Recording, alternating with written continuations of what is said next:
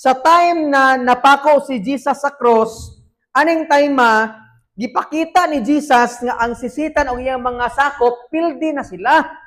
Abi mong good ni Satan, kung kabantay mo sa Old Testament, iniingon si Lord nga, ikaw bitin ang imong kaliwat, magbantay ka kay kining kaliwat aning bayhana nga si Jesus, iyang dugmukon ang imong ulo.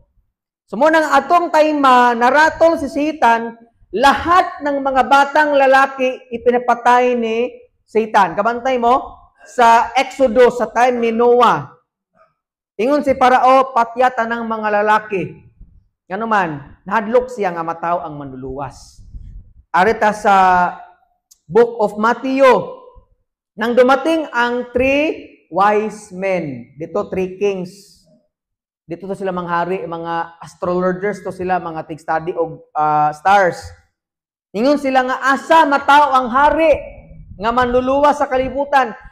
Naratol isa ganito kisa to'y gobernador tong panahona. Nalimot ko basta ka naratol siya nga anuman.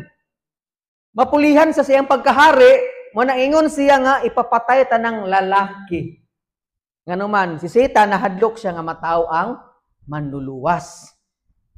Naabi niya og namatay si Jesus, abi niya napildi si Jesus. Pero ang kamatayon ni Jesus di ay mo'y kadaugan day nato nga mga Christian. Amen? Tapos papakan si Lord, be. Hallelujah. Mo ni kadaugan, mo atong panahon na ipasundayag ni Jesus, si Satan nga pildi na gid siya. Mo bitaw nang naay cross dire.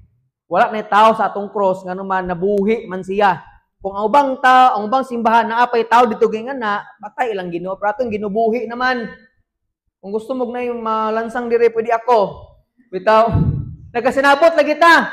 So why Ginoo dire kay nabuhi na banaw naman siya, mo nang gibutang na diha para pagpa-remind sa ato ang kitang tanan madaugon diha sa Ginoo. Amen. Makita ka ni kag cross, di ka mutahod. Kita kay mo labay mo tag simbahan ubang mga tao kay mo ana man kay. Uy, labay tag simbahan mo tahod ta. Makita ka cross, magkainom-nom ka ba nga ay mo ni kadaugan ako diha sa Ginoo. Amen. Ano ang pagkakaiba ng triumph at victory? Unsa